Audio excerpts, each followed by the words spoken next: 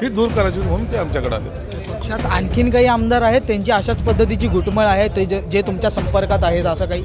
हे असे अनेक आमदार आहेत तर एकदा थोडंसं सर्वच एक साथ करणं योग्य नाही आहे. म्हणून एकनाथ शिंदे साहेब जे आहेत ना ते योग्य वेळेला ऑपरेशन करतात आणि त्याचा तुम्हाला परिणामसुद्धा पाहायला मिळतोय.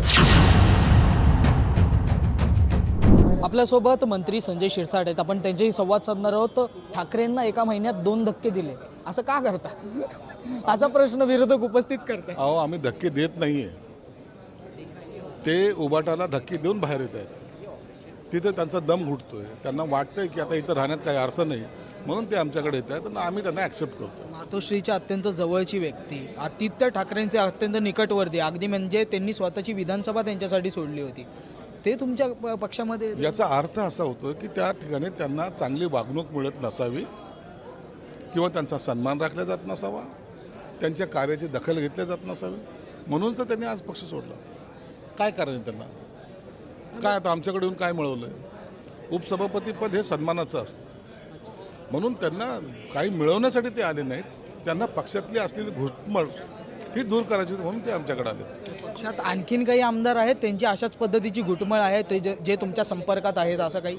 हे असे अनेक आमदार आहेत तर एकदा थोडंसं सर्वच एक साथ करणं योग्य नाही आहे. म्हणून एकनाथ शिंदे साहेब जे आहेत ना ते योग्य वेळेला ऑपरेशन करतात आणि त्याचा तुम्हाला परिणामसुद्धा पाहायला मिळतोय. जर टेक्निकली आता बाब पाहिली तर 2/3 संख्या हवी असते जर म्हणजे तुम्हाला फुटायचं असेल किंवा एक गट वेगळा स्थापन करून तुम्हाला दुसऱ्या पक्षात जायचं असेल. आता सचिन एकटेच आहेत, मग नेमका त्यांची म्हणजे आमदारकी आहे ती धोक्यात नाही किंवा असं नाही, काय नेमकं याच्यावर? त्यांची आमदारकी धोक्यात यायचा प्रश्न कुठे येतो?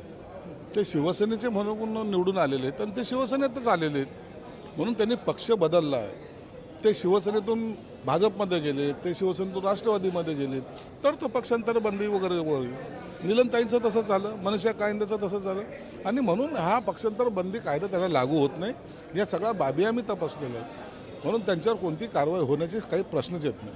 सचिन अहिरे यांनी मेसेज केलं होतं अंबादास दानवेंना की माझ्या म्हणजे आता येणाऱ्या संपूर्ण कारकिर्दीसाठी किंवा राजकीय कारकिर्दीसाठी मला हा निर्णय घ्यावा लागत आहे आणि मला तुमच्या शुभेच्छा द्या असं करून नेमकं इंग्लिशमध्ये तो मेसेज होता.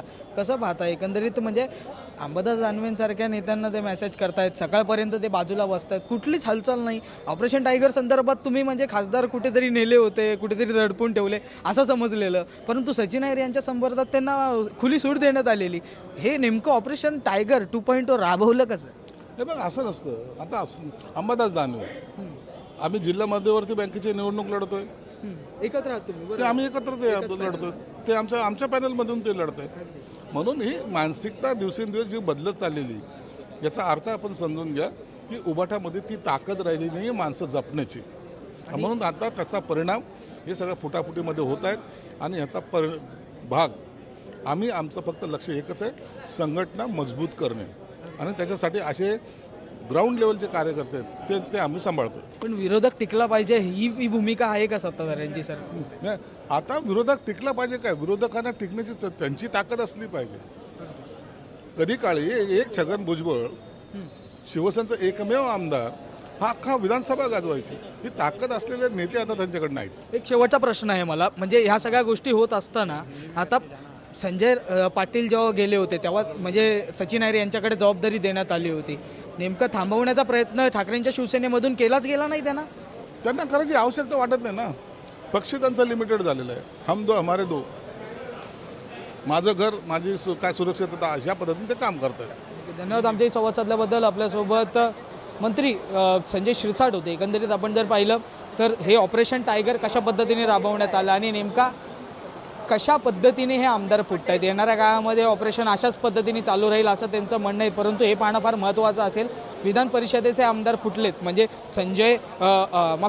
सचिन अहिर जरी गेले असतील तरी विधानसभेचे आमदार नेमके ठाकरेंसोबत आहेत का?